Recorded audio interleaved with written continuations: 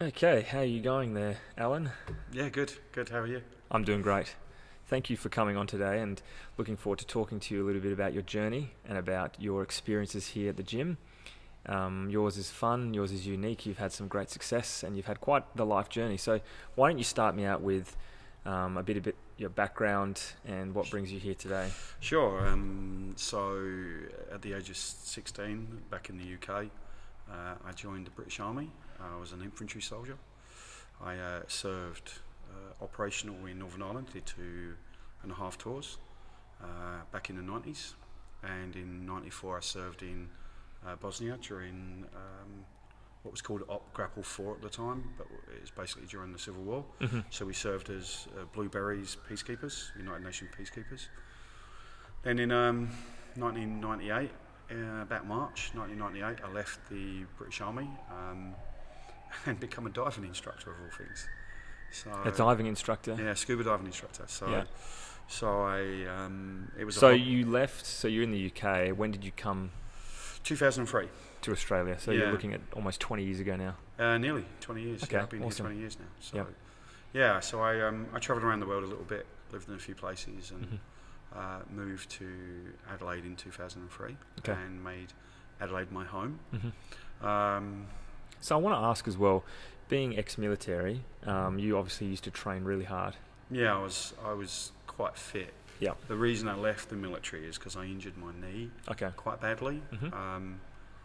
It was I dislocated it. I was training. We were doing like a 7-mile pack march, about 45 kilos on our back. Yep. And I used to be what they call a rear marker or a front marker, Mm-hmm. which is generally the fitter ones in the platoon. Yep. And if anyone ever fell behind, you would drag them up to catch them up, because a unit can only So go you were the guy that would basically help people catch up. So you'd Yeah, go and you- support people. take their weapon. We used to take their helmet off them, lighten the load just to catch them up. Okay. And we'd also act as traffic barriers, so if there was traffic, we would run in front, stop the traffic, allow the squad to come through. So then a medical discharge from a knee injury? No, it wasn't a medical discharge. The injury got better, but after the injury, I was never able to carry the weight again. Yep. It took a long time for that to get better, to the Mhm. point where I can do what I'm doing now. Gotcha. I was a little bit lost when I left the military. I mean, the military was my family, and Mm-hmm. the diving gave me that. Yeah. And I fell in love with being under the water. You know, the tranquility of it and the peacefulness. And I'm a wreck diver. There are different types of divers: photographers, reef divers, macro divers that like taking photos of small stuff. But for me, it's rust. Rust. Yeah. I like the history behind why the shipwreck is there. Oh, so you like to go and check out the ships and Yeah. shipwrecks and Yeah. explore them and everything else? Yeah, I mean, one of my favourite places in the world is in Egypt, a shipwreck called the Thistlegorm, Mm-hmm. and she was sunk in the Second World War. Yep. She was carrying aircraft, tanks, there's Land Rovers on there with motorbikes on it, Wow. and you can actually go inside the cargo hold and see the airplane wings folded up in racks. That sounds fun. Yeah, it's a beautiful place in the world. So, but then I come to Adelaide to, believe it or not, dive with the leafy sea dragons, Okay. which can only be seen, down the south coast of South Australia, and it comes around a little bit to WA. So the leafy sea dragons are the only place to be seen here in Adelaide, pretty essentially. much, yeah, pretty much. There's a dive charter that specialises in being able to find them. They're really hard to find. I've been here 20 years and only seen about 5. Wow. So they are very beautiful animals. But you also have, which is happening at the moment, the cuttlefish Mm-hmm. in Whyalla. Yeah. So the cuttlefish, the largest breeding of cuttlefish anywhere on the planet. Mhm. So, and it happens, people travel from all over the world just to come to Whyalla and dive with the cuttlefish. And so my intention was to stay here and do that. And then Oh, I didn't even realise that. Yeah, I've lived in Whyalla before. Right. Not my cup of tea, to be honest. Like, look, there's some great people there, Yeah. but the red dust starts to get to you after a while. Not an issue when you're underwater. That's true. So, That's true. Yeah. So Yeah. tell me a bit, Allan, then. You went through this journey of military, you've had some intense experiences from some conversations we've had. What brought you to the gym? Well, in about 2020, a couple of years ago, I was hitting 142 kilos. I was staring down the barrel of a heart attack. And how much did you weigh in the defence at your best? I think about 105. So you've put on about 40 kg? Yeah, the 105 was muscle and strength, obviously being in the infantry. Towards the end it started to turn into not that. But I, working in the construction industry here as a scaffolder, I kept myself reasonably healthy, but eat pies, drink Coke, don't work out because you're too tired, having a family, raising kids, that kind of stuff. So you've put on like a stack of weight then? Yeah, and I was uncomfortable, and I didn't like what I was seeing in the mirror. I didn't like who I was becoming. It changed my personality. I wasn't happy. How many years did that take you to get to that space, do you think? I think it probably started when I left the military. Because I say that I still eat like a soldier but don't run like a soldier. Yeah. So you would eat a lot, but you would exercise a lot, and you would burn it off. And I make a joke of it, but I don't actually think it's a joke. I think I still consciously have to go, no, I'm not going to eat that, because when I was 20, I could get away with eating that, but now I'm not 20. Now I'm almost 48. Yeah. So then you've put on a whole bunch of weight, and we're upwards of 140 now. Yeah. And this is when you first come to the gym. So you came one time, and then you went away, but then you came back. Yeah. Tell us about the first time, what you experienced. Yeah. You went away, and then we'll get into why you came back and how you've experienced it. So I think the first time I come, I was just about to start my business with my partner at that time. And what I do is I deliver training. I own or part own an RTO, and there was a lot of stress going on with that. And I come here with a friend. We used to live a couple of doors apart, and I like the atmosphere. We see the massive advertising that you've got out the front on the street. And when I walked in, I signed in for a couple of sessions, and I enjoyed it. But I was very much ashamed of ashamed of where my fitness level was. So when I came in here and trained, I was like, I should be able to do this, and I can't. And it basically, I'm not doing it. I'm not going to do it because I should do it. I can't do it, so I won't do it. So you think like maybe a bit of ego got in the way as far as... 100%. And you probably also identified how long it would take you to get out of where you were, like the amount of effort it would take. And you seem like you gave it a go at the start, but you slowly drifted away. I can remember that. Yeah. It was. I think I made it about 4 weeks. 4 weeks. Yeah, I think I made it to about 4 weeks, and then I used the business as an excuse. It's getting busy. But it wasn't that busy, and I'm busier now than I've ever been. And I still manage to train every day, and sometimes 2-3 times a day. So that's what I actually really, when I hear people say I'm too busy to do something, all they're saying is it's not my priority. Yeah. Right. They're not saying I'm too busy to go to the gym. They're just saying right now the gym is not my priority. My health and fitness is going to take a step down, and I need to prioritize other things. I understand that sometimes because I've done that myself, but even when I have done that, I've always paid for it later. It's never been something that I've done and then looked back and reflected and gone, I'm really glad I took time off the gym so I could focus on something else. The gym has always helped to keep me level, to do things more effectively, and to be, whether it's a better leader in the gym or a better servant to my friends or a better friend to people that need some support, whatever it might be, going to the gym is just a staple part of my life. Yeah, I agree. I mean, we all have challenges, and every person's challenge is different. Yeah. And everybody's journey is different. But for me at the moment, CrossFit, the journey of CrossFit is an extremely important part of my life. I mean, it has been for the 2 years that I've been coming here now, almost 2 years now. but more so in recent times. Yeah. It's hard to explain. The first, say, year, I was kind of autopilot, and I was doing okay. Yep. You know, the workouts were good. I was getting better. I was losing weight. And I just consistently come, and it was kind just of just like, a routine. Yeah, I've got to come. I've got to go to the gym. But now it's more than that. It's more than I've got to go to the gym. I actually look forward to coming. Awesome. It's not just the workout either. It's the community here as well. Like the community here is, it's more than a gym for me. It's become part of my family now. Yep. Which is something as a military person is quite a big thing to say. Sure.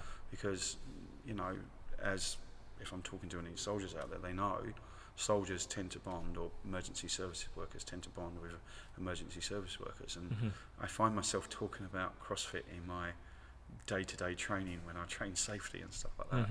You know, and I you know, we talk about manual handling and, you know, how to lift, and, you know, I'll stand in the classroom and show people how to do proper squats. And you should start handing out some flyers for me, mate. Yeah, I'm happy to do that. Yeah, absolutely. I probably, as long as you pay me a commission, that's fine. That's right. So I find that I incorporate the stuff that I'm doing here into my everyday life now. You know, and when I'm feeling down or sad or happy, or, you know, when I have a laugh, I come here and I've got all of that. You know, and the past 4 months, my training it's changed.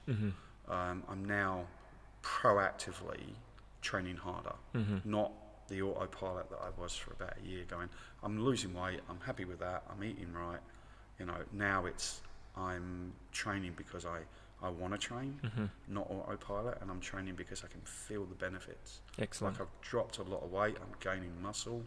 People that haven't seen me for a while were saying, you know, I travel to WA a couple of times a year, and there might be a gap of 5 or 6 months between seeing people in there.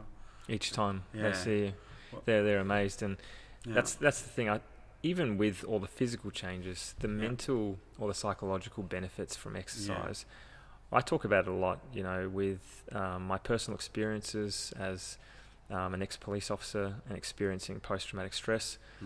And trying to navigate that process and manage my own emotions through difficult experiences in life is sometimes quite challenging. Yeah. And sometimes you feel quite alone, and you've got to kind of work through the battle and the furnace by yourself sometimes. But coming to the gym and being in a community of like-minded people, where you can share the workout together and you can have a good time together, and support each other, that's what we really stand for. And I think you're doing a great job. Yeah, I mean, I agree. You know, as a military man and as a veteran, I suffer from similar issues. You know, I'm also, as you're aware, a survivor of childhood trauma as well. And for me, life has kind of just been going from one step to the next step to the next step. But for now, CrossFit is, again, it's more than that for me. It's become ingrained into who I am because of that community, and because of the friendliness of it. Walking into a gym with a lot of people that have been working out hard and stuff like that. For me, when I first walked in here, probably 6 years ago, even when I walked in here 2 years ago, it was exceptionally scary. As you rightly said, I was aware of how much work was needed. I now look at what I'm doing nearly all the time level 3s, or at least attempting to, and the people that do level 3s all the time egging me on to do it, and watching me, which I love. Just to stitch up. Yeah, just to see how much pain I'm in at the end of it. Yeah, that's right. Like, even the workout tonight, I did Pulse and then CrossFit, and I smashed Pulse, and I was well happy with the time that I did. And then I did CrossFit, and I did level 3 on CrossFit, and I struggled. But I did it. I look at that, and I look at myself 2 years ago. There is no way I would have been able to do that. And every person in here has stood behind me over the past 2 years and over the past couple of months, and they've helped me through, and they've been a brother, a sister, a friend, a guide. And so CrossFit TRG for me stands for a lot more than just walking in, people standing in front of a mirror and looking at how good they look with their t-shirts off. CrossFit TRG for me means it means family. Yeah. It means community, and it's not just the staff here, because the staff are amazing. You know, and we've talked about this. It's also the people here as well. The people here, there's just such a want for everybody to do well on the workout. Yeah, you obviously have had some different experiences, and this whole experience as well with the childhood trauma as well. It's interesting how in the middle of a workout sometimes it can trigger some pain from the past. That's what I found as well, the pain from the workout or the intensity, but it helps you also confront these things. Yeah, 100%. It helps you to think about, okay, how do I get through this workout, and how do I face this challenge, and am I going to get through this challenge? Yeah. So when you're with other people, if bad memories pop into your head, distracting thoughts, things from the past creep up, and they start to try to take you away from your focus of moving forward. Yeah. Being in that community environment has always helped me to actually take another step and keep going, finish the workout, and conquer the demon, you know, because we've all got them. We've all got different things that are excruciating at times, you know, things that really kind of want to take us down that dark hole. And I find that working out and being around awesome people is just the key to really succeeding with your training. Yeah, I agree. Like over the past couple of months, I've had quite a challenging couple of months, and I don't want to drop any names, but he obviously knows who I'm talking about if he watches this. But he took me up Mount Lofty for the first time. It took me almost 2 hours to get up and down.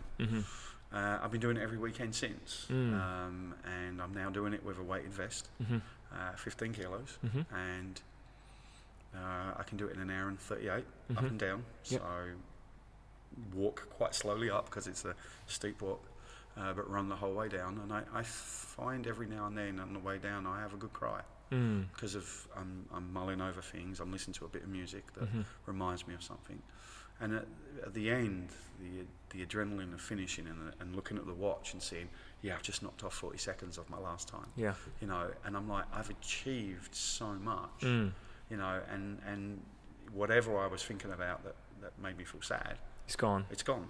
It's gone. It's a release. Yeah. It's an awesome release. Training is that, and I think that being able to hear your story and your journey with childhood trauma and abuse, moving into defense and going to multiple combative operations and being exposed to massive levels of trauma, and then just the life journey of opening a business and all the other traumas that come with life and trying to move forward in things is definitely, you've got your work cut out for you. Yeah. But we're here to support you and to also support anybody, no matter where their journey is or how painful their life is or what they're going through. That's something that myself and the coaches have really identified as something that we're pretty good at doing. You know, we love to support people and we love to open the doors to the broken and the people that are going through different things and help them along the way.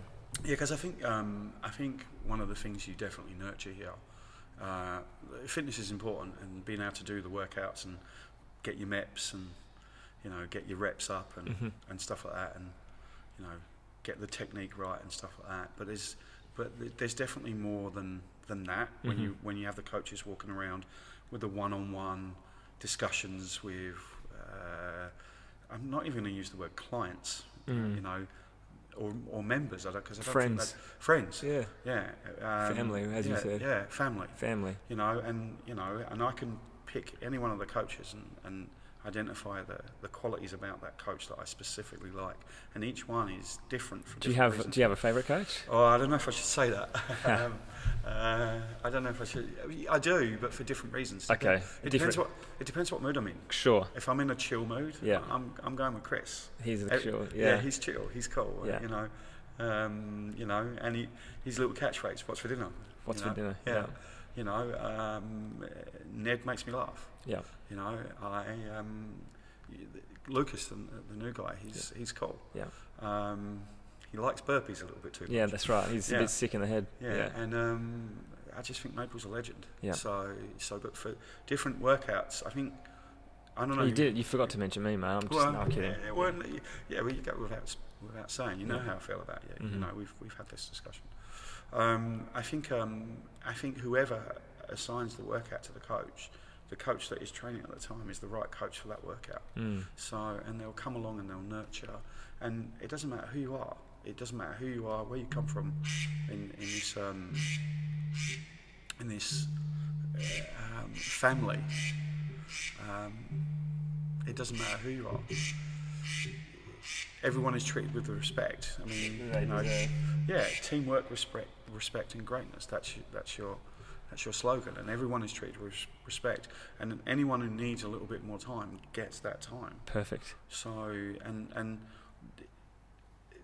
the coaches know that the guys and the girls that don't need as much time, they know to leave us.